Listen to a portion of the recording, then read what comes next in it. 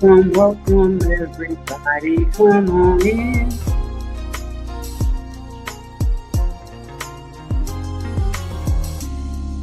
Come on, I got something to say.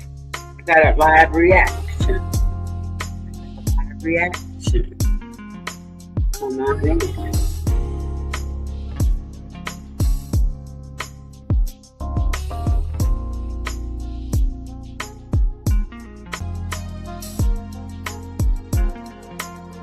All right.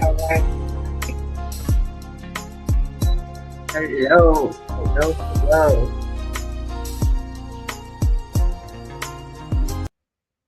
All right, let's get started, everybody. What's up? It's your girl Hughes here, and I am coming to you with a video reaction today. I hope that everyone's morning, noon, afternoon, evening. Hope you're doing well wherever you are. And today, I came across something, and I usually watch this person, and I've had some education in this, but I'd rather just look at someone who has had the educational experience. So, if you saw, the topic is, are you being controlled? And it's very interesting how we think of cults and we think of mind control and brainwashing as this totally different, I want to say, this thing that we could never fall victim to. Like, we could never, no one can control my mind. No one can, tell me how to think. But it's a lot of interesting ways that, people do that. And I just wanted to go into that and just kind of really take a look here. And I don't know if you're familiar with the military. Those who are would understand the term psyop. And that's basically an acronym for psychological operations. And how it works is it's literally a military term, and it's like actions that are aimed to influence the beliefs and behaviors of people, basically. And you while we who know about this know that it's usually used to support military operatives. This can also be used in government, in our everyday lives. We can be influenced, and we're going to look at it. But how it works is basically intelligence. They use intelligence to identify a potential target and determine vulnerabilities in a person. And this could be even a one-on-one relationship. I don't know if I said that. This can even be one-on-one. People use certain methods. Communication is another one. And they use the communication skills, social media.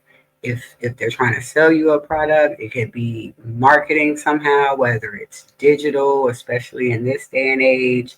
Um, Cultural sensitivity. They use cultural sensitivity in order to build relationships, whether that's with uh, you as an individual, a group of people, civilians, local leaders, things like that.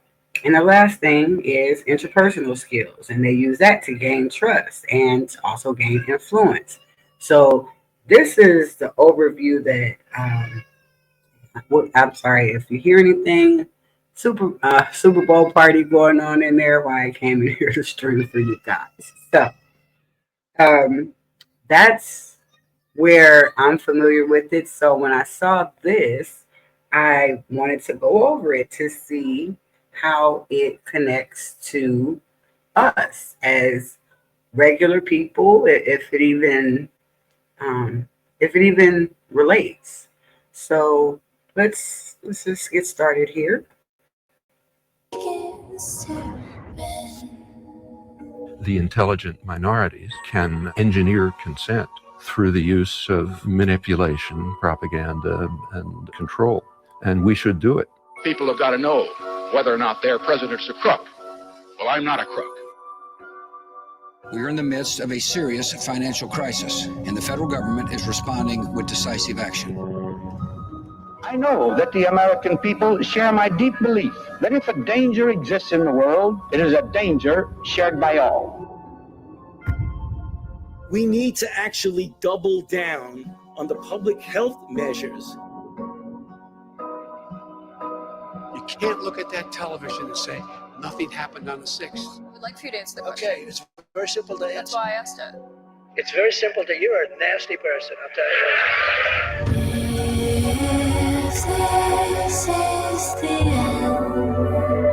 Most people have no awareness of how easily our behavior and even our identity can be completely taken over.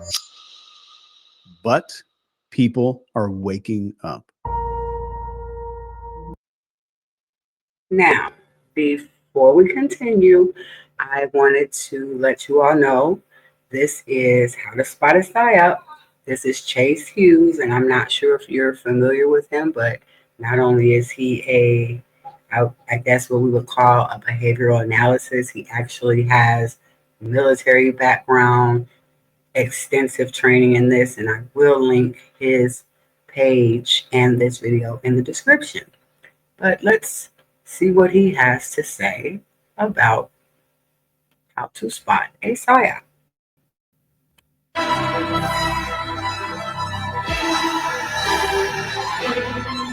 At the end of this, I'm going to give you a tool that's literally going to give you a score out of 100 that shows you how likely something is to be a psyop. Let's do this. And I will link the description again to this. Here's the mammalian part of our brain that makes all of our real decisions. The first part is focus. Psyops always aim to hijack your attention with fear-inducing scenarios. Some examples are like 24/7 media coverage of a crisis or constant repetition of terms like unprecedented. So with this, pause and ask, why is this message being pushed so aggressively? So compare how much airtime different stories are receiving and note any disproportionate focus. The second part here is authority. Trusted figures might shift their tone or positions unnaturally to support the narrative. So watch very closely for expert panelists or endorsements where authority figures might speak outside of their expertise. Pay close attention to that one. Then we have tribe. So messages that polarize opinions or create stark in-groups versus out-groups or exploit our tribal instincts. For example, labeling groups as patriots versus traitors or scientific versus deniers. Be very careful when you hear that language. Finally, we have emotion. So be wary of any communication that triggers strong emotions like fear, hope, or outrage without any clear, verifiable evidence. So Okay, hope everybody's on the same page here, because I know that for a lot of us, emotional responses is what triggers us. emotional responses suppress critical thinking. Emotional responses suppress critical thinking. So as a tip here, analyze the evidence that's presented to you. If facts are replaced by appeals to emotion, you need to be very cautious. As an example of this, think about like a news channel repeatedly showing images of empty grocery shelves and panicked shoppers during a food supply scare. It dominates every broadcast and it pushes people into fear-driven behavior. Next, question novelty. Our brains are wired to focus on sudden or unusual changes because they signal potential threats or opportunities.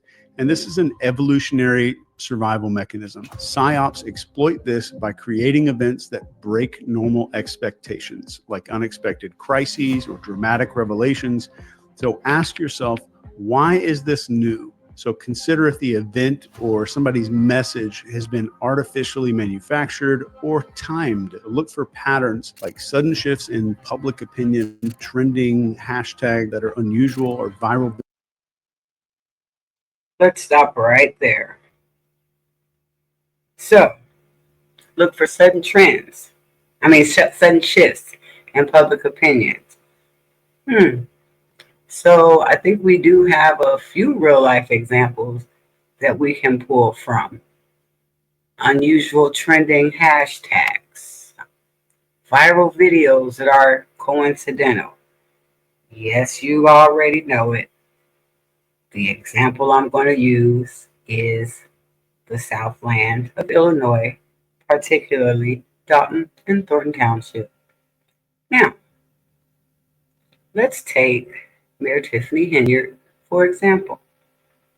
She won, she was elected, and a few people started speaking out and contacting other people, and there began to be sudden shifts in public opinions. Unusual trending hashtags. Tahoe Tiff, Clean House 2025. Those are the main ones that I've seen. Viral videos that are coincidental. How many have videos talking about Tiffany Henyard that are viral? How many have videos talking about just Clean House 2025 that are viral? Seems that we might be stumbling onto something. And if it's not we, then I will just go ahead and say, I speak for myself. This is me. Looking at this like, since when do you have like uh Save Dalton and Dalton Rising? Like just all these unusual trending hashtags.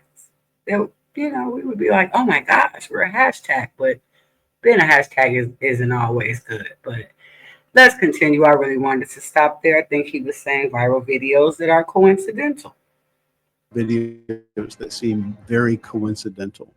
So for this one, just picture a new viral video just claims to expose a government cover-up, but it conveniently comes out the exact same day that there's some damaging evidence against some high-ranking official. The timing shifts public focus. All of this is part of the NCI system I developed for teaching tradecraft and extreme psychological operations. And there's even a gigantic textbook for all of this stuff in the description.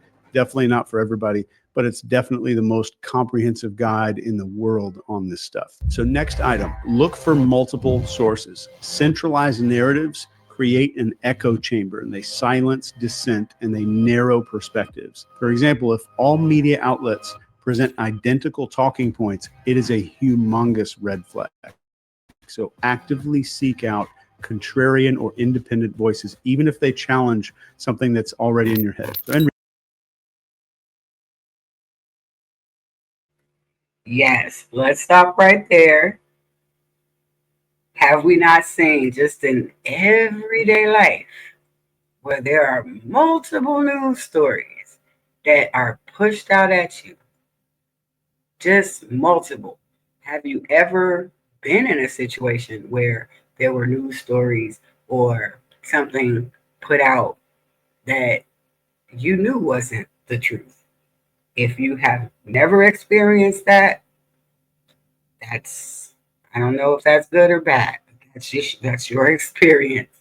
I know that I've personally come across different things throughout life where, I because the narrative was one thing, that's what I believed until I got older and started to research certain things for myself. And when we start to see the same news story pushed at us and pushed at us, and then we see another story that might be in contrast to what we've seen on multiple outlets, instead of automatically thinking, oh, that couldn't be true, this only this one person is saying it. It's really a red flag when you have a whole lot of people, whether it's in the news or in real life, that jump on a story and that story becomes the narrative. And that is actually very, very dangerous.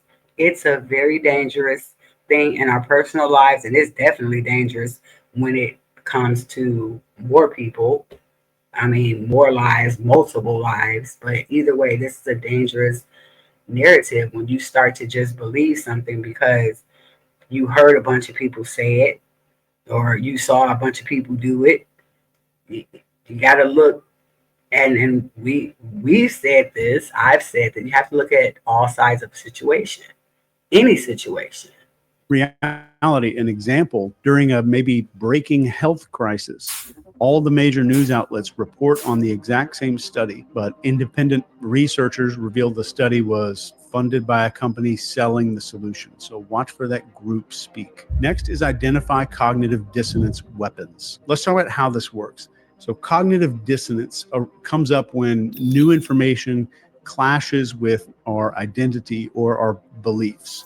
So psyops exploit the hell out of this by including micro agreements. Micro agreements are little, small, seemingly harmless concessions to shape your identity. And over time, you're going to unconsciously align your behavior to reduce that internal conflict. And as a weaponization example of this, a psyop might present you as a part of moral or intelligent enlightenment, like only good citizens do XYZ. If you disagree with that, you risk some identity conflict there. So, And I believe we all can kind of relate to this, right? You have, you know, just some little thing that's like makes you feel like, you know, every every good mother, every good father, every good son, every good daughter, every good citizen, every good husband, every good wife does this, does that. It, if you haven't felt this, I don't. I wonder how you, if you have the critical thinking, and that's a real question.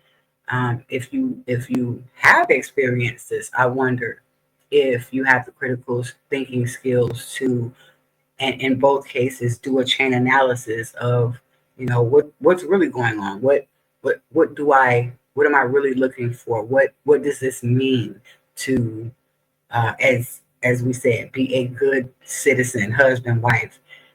You have to do a chain analysis for that.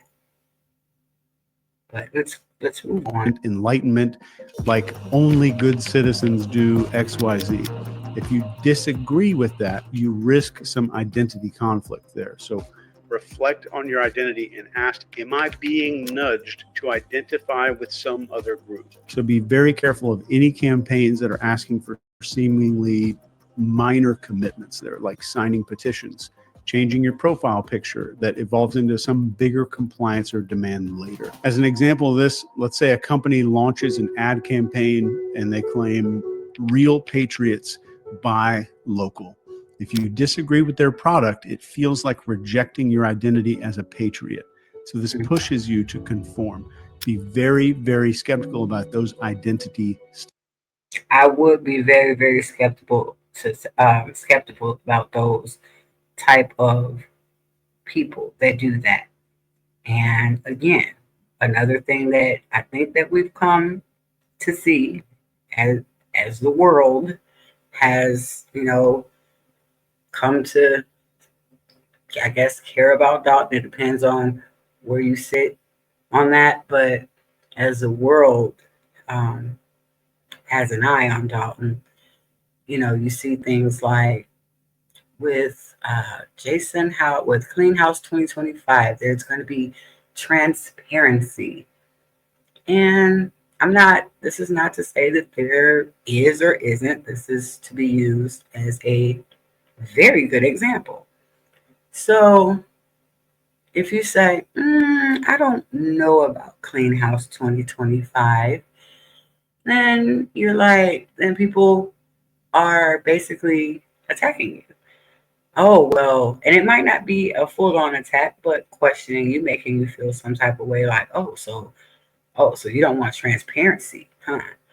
Or vice versa, a Tiffany. tenured supporter might be like, hey, even one of the trustees has stated out loud that, well, she didn't do anything illegal, but it's mismanagement of funds. And so, unless I see some charges come down, I am on the side of Tiffany. And so people would then say, oh, so you want to be crooked, huh? You with all that crooked stuff. Shame, shame, shame on you. It can go either way, as Tiffany Henry herself said, me today, you tomorrow. Statements. Next is looking for those emotional scripts. This is a good one.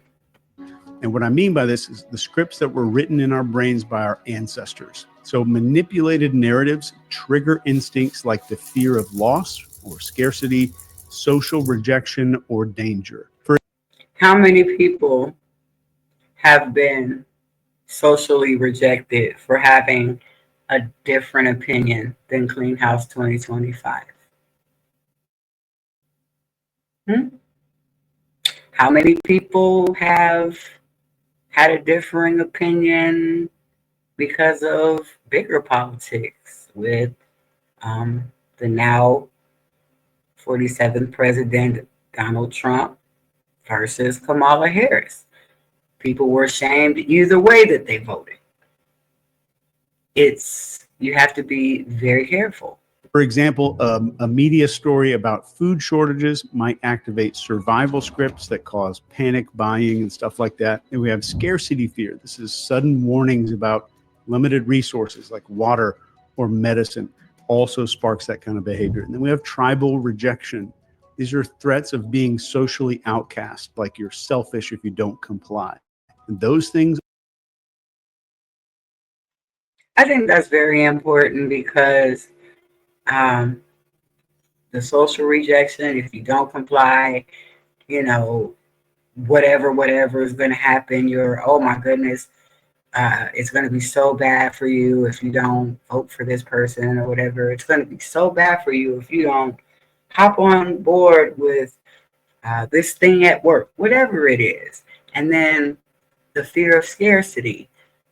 Again, just because my mind is on Dalton right now, I would say that in the township there has been lots of fear of, oh my gosh, all the money is being spent while more money is being spent. But we're not supposed to look at that part. We're just supposed to listen to, oh my goodness, all the money is being spent, and if we let this keep going, oh my goodness, there's going to be nothing. There's going to be nothing at all left. We need to get this person out of here. Like, it's and this is done in different ways and in different on different levels, even between a couple. This kind of psychological manipulation can happen. Override logic every time. And as a tip for this, break the script by focusing on the facts. Like, what's the likelihood of this scenario? So compare the claims with other sources. For this, just picture where a politician says something. This taps into survival instincts, those ancestor scripts in our head, and it's tied to protecting offspring. It creates urgency without any facts. Next is trail of beneficiaries here. So identifying who benefits always is going to reveal the motive. So look for funding sources like sponsorships or political connections that are tied to the narrative. So use tools like opensecrets.org or public financial records to see who. Yeah, this is good. The industries like pharmaceuticals, tech companies, etc., that stand to gain the most. So to illustrate this in your mind right now, picture a charity that's promoting clean energy awareness, and they seem noble until an investigations are showing that it's funded by a solar panel corporation that's lobbying for subsidies or something like that. Next, and this one is very important, is analyze the context boundary. The mechanism here is context, and context defines what is permissible. So manipulative people shift contexts to normalize extreme behavior. As an example of this, in emergencies, people accept surveillance or martial law that they normally would completely resist. So ask, what is the context?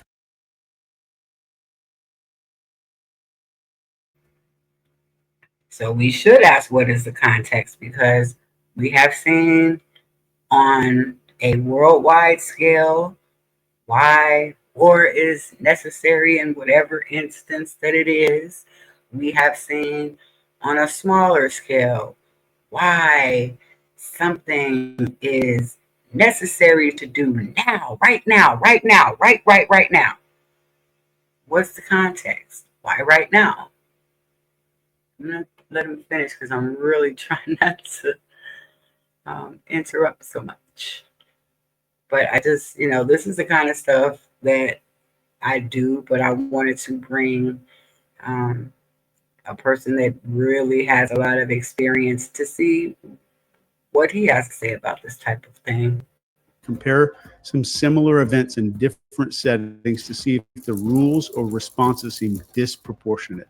Look for contradictions. So for lots of the students who are brand new to NCI University, this right here is the most massive realization when they realize that the ability to weaponize cognitive dissonance and then shift the context can get anyone to do almost anything. As a hypothetical example of this, let's say there's a major cyber attack. The governments are now justifying some sweeping surveillance laws to protect the citizens. This changes the context to make previously unacceptable actions seem absolutely necessary.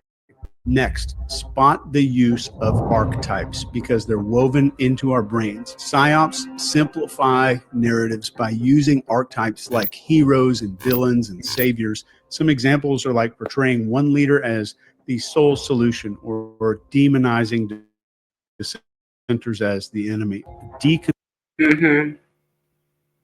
Now, I know we've all seen that somewhere in our lives where even though you might have a team of people that is supposed to do something together, there's one person that is the hero, or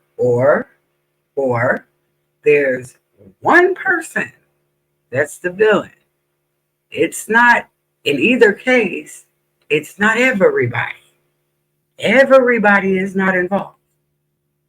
It's all falls on one person's shoulders. And that should be a red flag when in any scenario where it's like, oh, there are many people involved there, or maybe there are many working pieces, and yet there is only one way to solve this, or there's only one person to solve it. And that's just not enough, especially in this era that we live in where we can get information at our fingertips so easily. It's really not hard. Construct the story. Ask who are the characters and what roles are they playing. Simplistic, like good versus evil stories usually signal manipulation just about every time. So always seek nuance there. In the real world, you're going to see something like maybe a leader is repeatedly portrayed as a savior fighting something that's pure evil, and the narrative ignores their mistakes and oversimplifies. Yeah, I did. I stopped it right there. Sorry. But yeah, it says here the narrative oversimplifies the conflict to prevent scrutiny. And it's a narrative that takes the blame and shifts the blame away from all of those who are involved. Such as, again, yes, we are going to go to the example of Dalton and the Thornton Township. Number one, in Dalton, which is a village, not a city, we have a lot of everything that is wrong with everything that has happened is somehow the current mayor's fault. And don't we see that in a lot of places? It just seems like this is the only place that somehow made up their minds to try to do an entire recall in less than 6 months. That's wild. That's wild. And why is that? Why the big sweeping behavior and oversimplifying the comment, the conflict? It's just really, it's like, nope, it's not what Lori Lightfoot said in her report. That'll be our next video. It's not what she said in this report, and hopefully she used too many words so that it would go over most people's heads of what exactly is the issue, the actual issue, or one of them with the village itself. But for the purposes of this, we're going to stick with psyops. So let's continue without, and I'll give you my commentary as soon as he makes another point. Stand to gain the most. So to illustrate this in your mind right now, picture a charity that's promoting clean energy awareness, and they seem noble until an investigations are showing that it's funded by a solar panel corporation that's lobbying for subsidies or something like that. Next, and this one is very important, is analyze the context boundary. The mechanism here is context, and context defines what is permissible. So manipulative people shift contexts to normalize extreme behavior. As an example of this, in emergencies, people accept surveillance or martial law that they normally would completely resist. So ask, what is the context? Compare some similar events in different settings to see if the rules or responses seem disproportionate. Look for contradictions. So for lots of the students who are brand new to NCI University, this right here is the most massive realization when they realize that the ability to weaponize cognitive dissonance and then shift the context can get anyone to do almost anything. As a hypothetical example of this, let's say there's a major cyber attack. The governments are now justifying some sweeping surveillance laws to protect the citizens. This changes the context to make previously unacceptable actions seem absolutely necessary. Next, spot the use of archetypes because they're woven into our brains. Psyops simplify narratives by using archetypes like heroes and villains and saviors. Some examples are like portraying one leader as the sole solution or demonizing dissenters as the enemy. Deconstruct the story. Ask, who are the characters and what roles are they playing? Simplistic, like good versus evil stories usually signal manipulation just about every time. So always seek nuance there. In the real world, you're going to see something like maybe a leader is repeatedly portrayed as a savior fighting something that's pure evil, and the narrative ignores their mistakes and oversimplifies the conflict to prevent a lot of scrutiny. Next, evaluate the frame. So let's do a step-by-step evaluation here.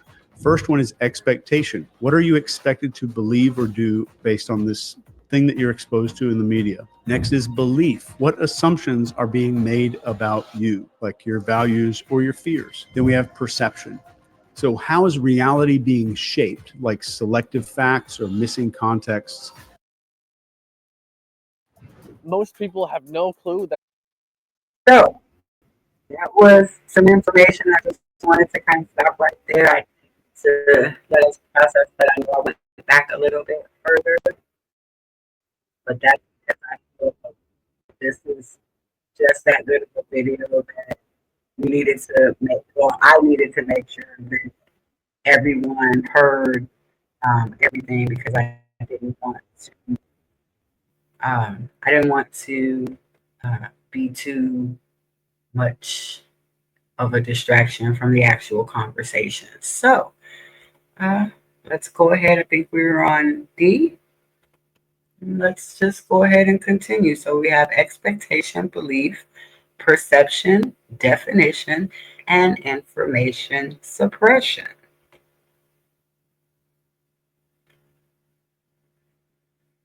Oh, do we have that? Or did I mess up? Definition is the final step here when it comes to a frame.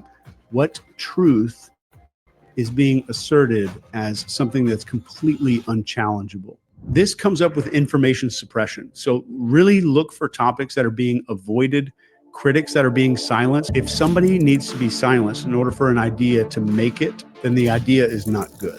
So alternative viewpoints being discredited, that's a big one to look out for. So cross-check timelines of events and notice if critics are labeled conspiracists or if algorithms are suppressing some kind of specific search. And this is a big one, especially in today's time. So Okay. Yep, I'm interrupting again. I know that, and I'm only going to speak in my personal experience, and if anyone else has had experience, please comment below. But I've definitely had experience with, you ask questions and you're just trying to gain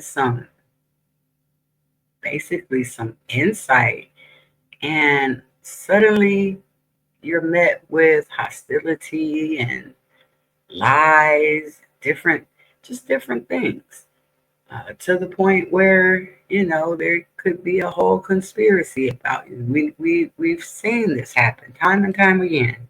So to get a good example of this, during maybe a corporate scandal, the company's PR team frames these critics as disgruntled employees with a grudge.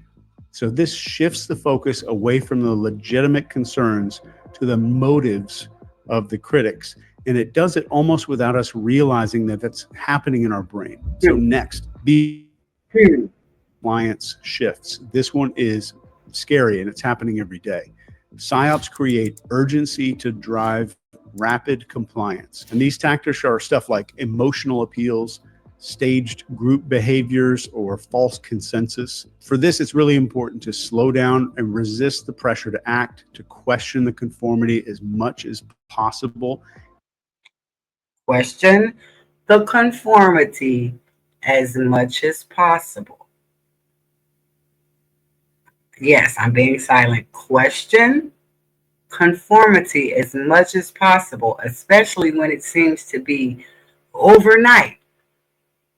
It literally makes your thinking skills go away when you don't do that. And test the message, engaging the skeptics there.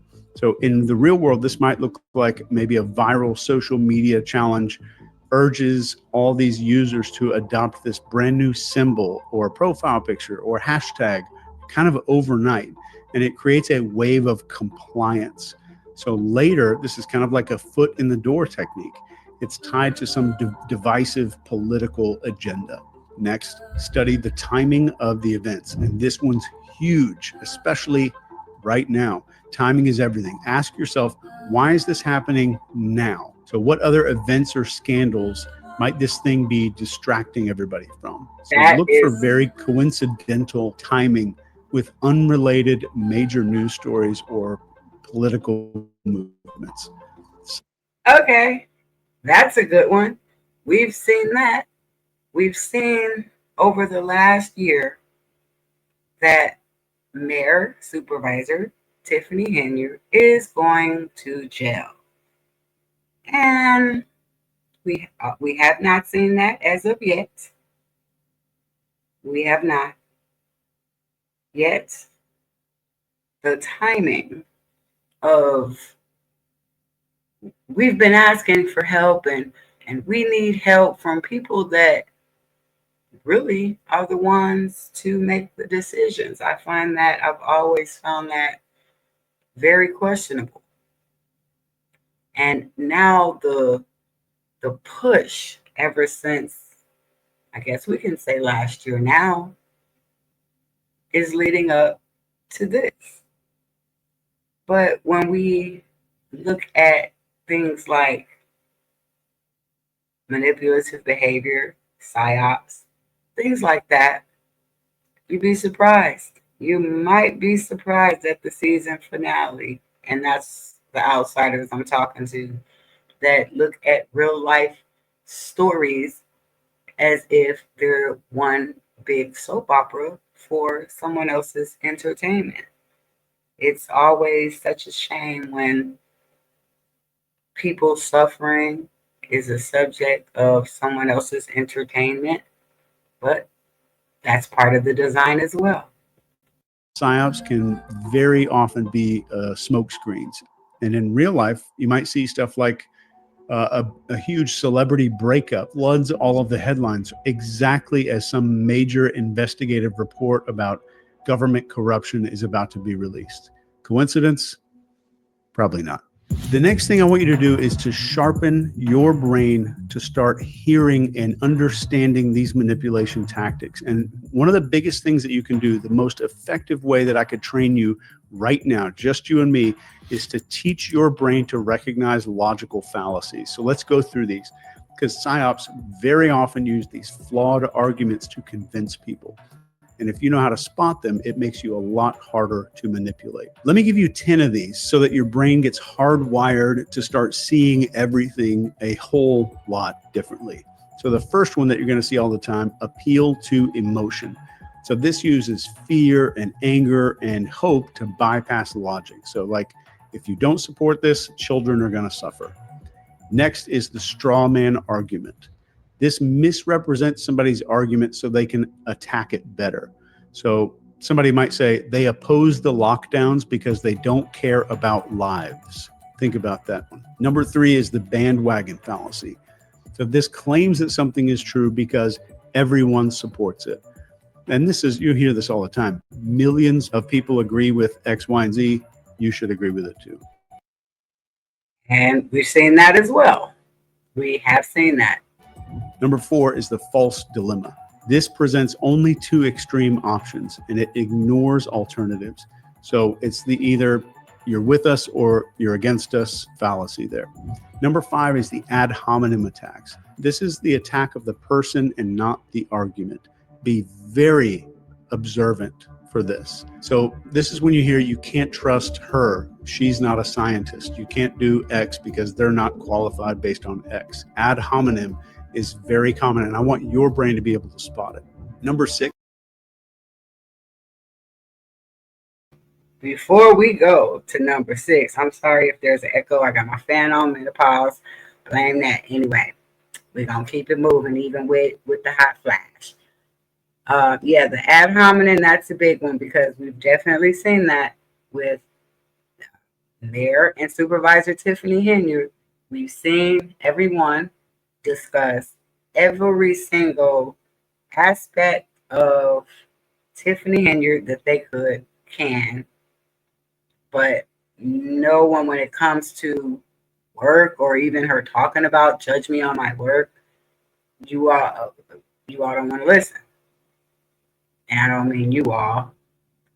Obviously, I'm talking to the people who don't want to listen because I cannot say that I was always a fan of Tiffany Henyard. I came in here, I just want to stop that here. I came in like the rest of the people that I know that were concerned for their family and wanted to get to the bottom of what the actual beef was and in the first place. And this turned into Tiffany, and Tiffany has a boyfriend, and she's talking crazy, and just I haven't heard anything about work. But then I guess the flip side of that is, did she have a chance to work, or did she come in? I don't know. Did everybody come in fighting? Because I remember the residents appealing to everyone up there. Everyone, the mayor and the trustees alike, appealing early when everyone saw it going south. Like, whatever is going on with you all, get it together. Get it together now. You had your seniors telling me that. You all give Dan Lee so much praise, but you didn't listen to him when he said don't do a recall. So, you know, this is where my critical thinking skills allowed me to try to look at the big picture.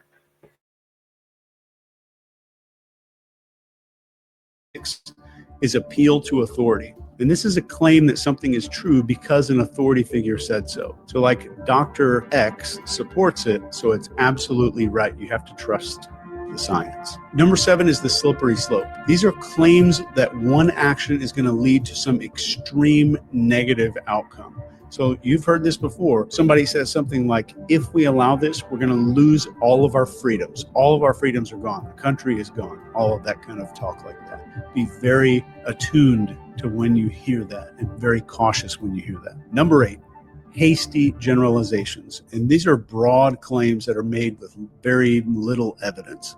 So the example is, 2 politicians lied, so all of them must be corrupt. So giant claim, tiny bit of evidence. 2 politicians might have lied, so they're all corrupt. Number 9 is huge. It's the red herring. So this distracts people with irrelevant information. You've heard this maybe as an example when somebody says, why are we worrying about climate change when we have so much crime going on right now? It's an argument of distraction. Number 10 is, Okay, we love the arguments of distraction, don't we? We really love those. You know, I got caught up in a really funny little instance in a comment section where people were talking about each other, and I'm like, hey, this is breaking news. What about this? And it's like, why in the world would you interrupt people talking about each other to talk about something that just actually happened in the village? This is how you know people that care and people that don't. It's wild. So let's go on to number 10, the false equivalence. Is false equivalence. This compares 2 things as equals when they're absolutely not equal. So you'll hear somebody say something in the news that's both sides have extremists, so they're exactly the same. That's a very damaging one. I know there's a lot of information here, so I want to give you access to the actual tool that we use to identify psyops that even rates the likelihood on a 1 to 100 scale. I'm going to add that into the description right below this video. But keep this in mind.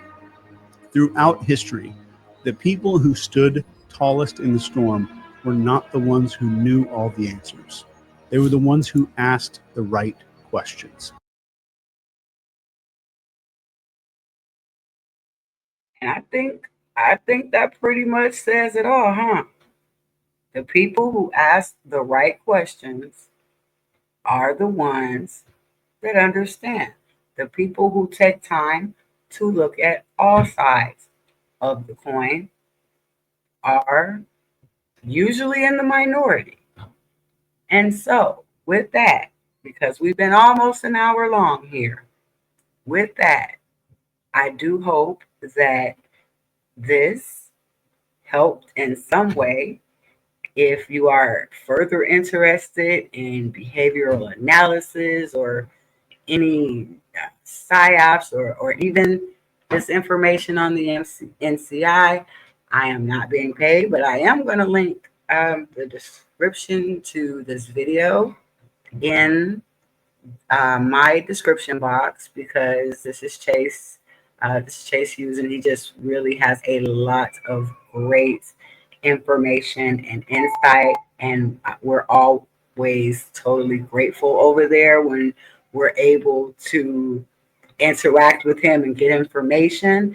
And so with that, until next time, sending love and light, of course.